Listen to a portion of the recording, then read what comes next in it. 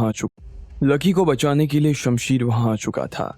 जैसे ही उसने स्वामीनाथ को देखा तो उसके गाल पर एक जोरदार थप्पड़ लगाकर उसे और उसके अधिकारियों को वहां से भगा दिया। शमशीर खुद भी थोड़ी देर में वहां से निकल गया था। इधर लकी ने फिर से मरीजों को देखना शुरू कर दिया, लेकिन शाम को अचानक से एक ट्रक उसके क्लिनिक में आ घुसा और उसकी वजह से रीना बुरी तरीके से घायल हो गई। ड्राइवर ने पुलिस को तो यही कहा कि शराब के नशे में उससे ये सब हो गया था, लेकिन असल में वो लकी को मारने आया था। ईशानी कहाँ है? लकी ने उसकी कॉलर को कस कर पकड़ते हुए कहा। ड्राइवर ने हल्के से मुस्कुराते हुए कहा, क्या कहा? कहीं आपको गुस्सा तो नहीं आ रहा है डॉक्टर साहब? अगर आ रहा है तो आप मुझे मार सकते हो, मैं आपको मना नहीं करूंगा और ना ही आपको रोकूंगा, इसलिए आप मुझे मारना चाहो तो मार सकते हो, ड्राइवर ने कहा और फिर से हंसने लगा। अगर लकी पुलिस के सामने उसके ऊपर हाथ उठाता तो पुलिस ड्राइवर के साथ साथ उसे भी उठाकर ले जाने वाली थी। मैं तुझे जिंदा नहीं छोड़ूंगी, इधर सुहासिनी ने कहा। उसे उसकी बातें सुनकर पहले ही बहुत गुस्सा आ रहा था और वो चाकू लेकर उसकी तरफ बढ़ने लगी, लेकिन इतने में लकी और पुलिस वालों ने उसे रोक लिया। नहीं दोस्त, मैं तुझे मार कर क्या करूंगा, वैसे भी मरा हुआ आदमी मेरे किस काम का है। क्या मतलब है तुम्हारा? यह सुनकर ड्राइवर थोड़ा सा हिल गया। उसे अभी तक तो लग रहा था कि वो आराम से जेल जाने वाला था, लेकिन अगर लकी उसे जेल नहीं जाने देता तो वो भारी मुश्किल में आ सकता था। लकी की मुस्कान देखकर उसे थोड़ी सी घबराहट हो रही थी, लेकिन आधे घंटे के बाद पुलिस उस आदमी को उठाकर अपने साथ ले गई। पहले उसके इलाज और जांच के लिए उसे पास के ही एक हॉस्पिटल ले जाया गया था। लकी और सुहासिनी ने उसका मुंह और दांत तोड़ने में कोई कसर नहीं छोड़ी थी। ऐसे में पुलिस वाले उसे अपने साथ जांच करवाने के लिए ले गए थे। जैसे ही वो बाहर आया तो अचानक से उसे एक जोरदार आवाज आई। किसी गाड़ी ने उसे पीछे से जोरदार टक्कर मार दी थी। ड्राइवर उस गाड़ी से बच नहीं पाया और टक्कर लगते ही वो सीधा 30 मीटर दूर जा गिरा। वो हॉस्पिटल की दीवार से जा टकराया और उसकी कमर में झटका आ गया। इधर पुलिस इससे पहले कि उस टैक्सी को रोक पाती, उससे पहले ही वो गाड़ी वहां से निकल चुकी थी। सोनू ने अपने चेहरे पर मास्क लगाया हुआ था और उसकी गाड़ी कब ट्रैफिक में गायब हो गई किसी को पता तक नहीं चला। इधर लकी ने भी रीना की देखभाल के लिए गुरी को क्लिनिक पर बुला लिया था। इसके बाद वो उसकी गाड़ी लेकर ईशानी को ढूंढने के लिए निकल गया। वो गाड़ी चलाते हुए एक बड़ी सी बिल्डिंग के सामने चला आया था। वहां गेट के बाहर बहुत सारे गार्ड्स खड़े हुए थे। वो बिल्डिंग देखने में तो काफी सुंदर नजर आ रही थी। जब लकी की गाड़ी अंदर गई तो उसने देखा कि वहां पर बहुत सारे बड़े लोग पहले से ही मौजूद थे। वहां पर ढेर सारी लग्जरी गाड़ियां खड़ी हुई थी। उसके अलावा जो लोग वहां मौजूद थे उन सभी ने बहुत अच्छे कपड़े पहने हुए थे और वो सभी महक रहे थे, लेकिन लकी को उनके कपड़ों से और उनके परफ्यूम से कोई लेना देना नहीं था। वो सीधा हॉल की तरफ बढ़ना शुरू कर चुका था। उसे उसका मकसद साफ पता था और इसलिए वो सीधा 7वें माले पर चला गया। गुरी ने लकी को जो बताया था उसके हिसाब से आज यहाँ ईशानी की बर्थडे पार्टी होने वाली थी। उसका पिता तपेश जोगियाल एक बड़ा आदमी था और यहाँ की बड़ी बड़ी फार्मास्यूटिकल इंडस्ट्री का मालिक भी था। ऐसे में जाहिर सी बात थी कि ईशानी के जन्मदिन पर पटना और बिहार के सारे बड़े से बड़े लोग आने वाले थे। इन सालों में बहुत से डॉक्टर्स और मेडिकल सप्लायर्स ने पटना में और अपने पैर जमाने की कोशिश की थी, लेकिन जोगियाल परिवार के हाथ में सत्ता होने की वजह से कोई भी वहां नहीं घुस पाता था। जो कंपनीज थोड़ा जोड़ लगाकर वहां घुस गई तो रातों रात जोगियाल परिवार ने उनकी इंडस्ट्रीज को गायब करवा दिया। उन्हें किसी को गोली मारने से कोई गुरेज नहीं था, इसलिए छोटे दिल का आदमी पहले ही वहां आने से डरता था।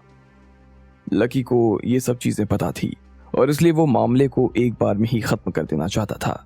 उसने ललित सिंह के कहने पर उस दिन जयताश को माफ कर दिया था और जो पैसे इन्होंने भेजे थे वो भी रख लिए थे, लेकिन आगे से माफी मांगने के बाद भी जोगियाल परिवार अपनी हरकतों से बाज नहीं आ रहा था। लकी ने ईशानी की जान तक बचाई थी, लेकिन उसका बर्ताव देखकर ऐसा लग रहा था कि वो उसे भूल गई थी। इसलिए लकी आज जस्से के साथ तैसा करने आया था। कुछ देर के बाद ही लकी एलिवेटर से बाहर आ गया।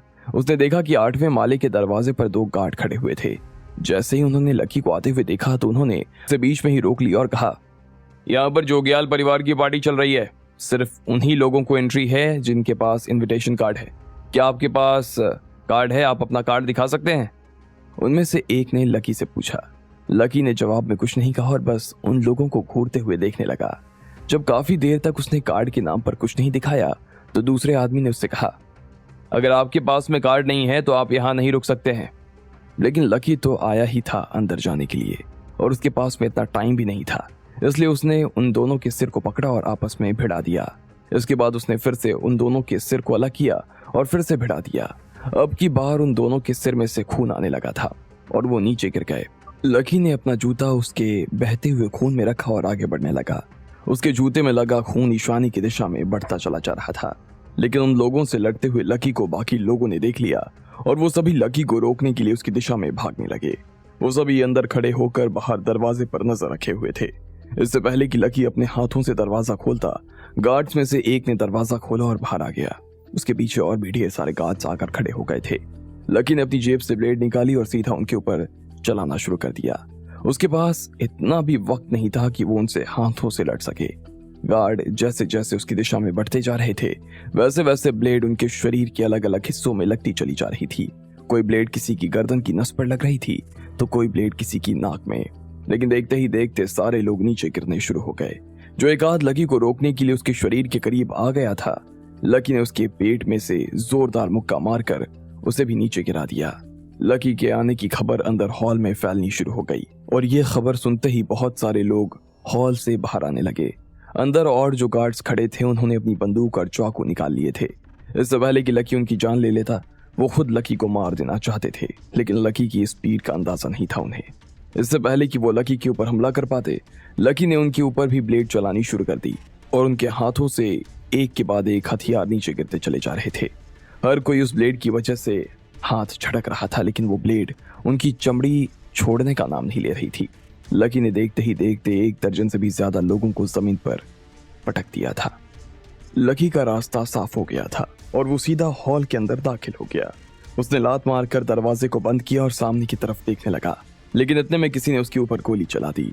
लकी ने जैसे ही गोली को अपनी तरफ आते हुए देखा तो वो अपने सिर को नीचे झुकाकर बैठ गया और गोली सीधा शीशे पर जा लगी। गोली की वजह से शीशा चटक गया था।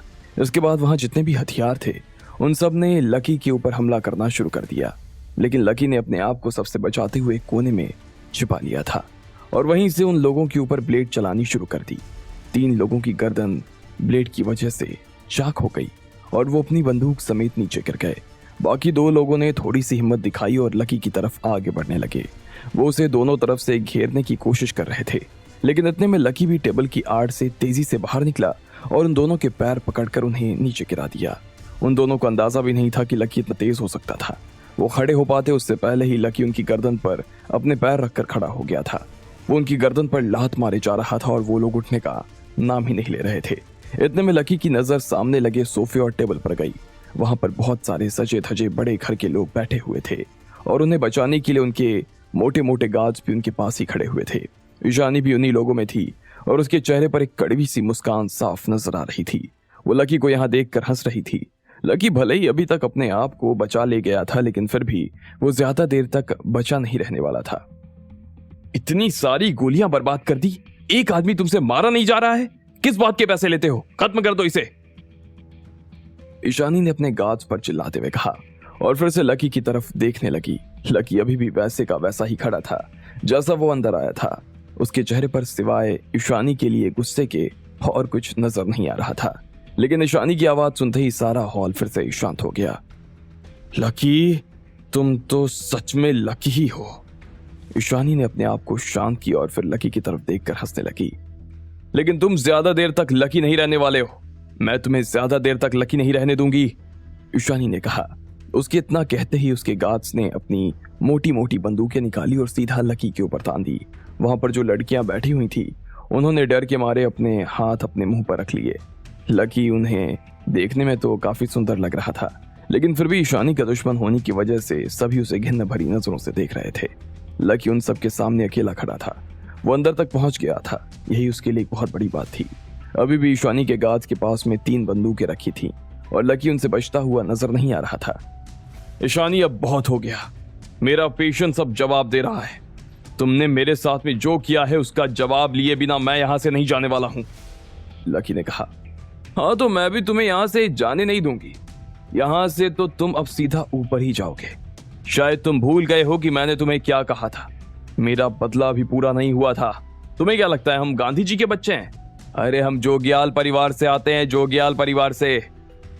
अरे हम तो खुद को काटने वाले मच्छर तक को नहीं छोड़ते हैं, तो तुम तो बहुत बड़े हाथी हो, तुम्हें कैसे छोड़ा जा सकता है? ईशानी ने कहा और अपने पर्स में से एक सिगार निकालकर जला लिया। उसके बाद उसका धुआं लकी की दिशा में उसने छोड़ दिया और कहा, ये बंदूक देख रहे हो? तुम कहो तो मैं तुम्हारी इनसे बात करवा सकती हूँ। तुम्हें पता है कि तुम क्या कहकर इन्हें चुप करवा सकते हो। अगर तुमने वो नहीं कहा तो मैं भी इन्हें चुप नहीं करवा पाऊंगी। ईशानी ने कहा और लकी की आंखों में देखने लगी। वो जानती थी कि लकी इतनी आसानी से अपना हॉस्पिटल बंद करने के लिए नहीं कहने वाला था, इसलिए उसने अपने गाज की तरफ इशारा किया। लेकिन जैसे ही वो बंदूक को लोड करके उंगली ट्रिगर पर रख पाते, इतने में लकी ने उनकी उंगली पर ब्लेड फेंककर उसे हाथ से अलग कर दिया। इसके बाद अगली ब्लेड सीधा उनकी कलाई में जा लगी और वो भी लगभग लटक चुकी थी। जैसे ही वो गार्ड चिल्लाए तो सभी लोगों की नजर उनकी तरफ चले गए। सारे गार्ड की हालत खस्ता थी और उनके हाथों में से खून आ रहा था। ये सब देखने के बाद जैसे ही उन लोगों ने सामने देखा तो उन्हें पता चला कि लकी तो वहां था ही नहीं। अब आगे क्या होने वाला था? आखिर कहां चला गया था लकी? आपको क्या लगता है, क्या होंगे इन सभी सवालों के जवाब? कमेंट बॉक्स में कमेंट करके हमें जरूर बताएं और सभी सवालों के जवाब को जानने के लिए सुनते रहिए इंस्टा मिलियनेयर सिर्फ पॉकेट एफएम पर।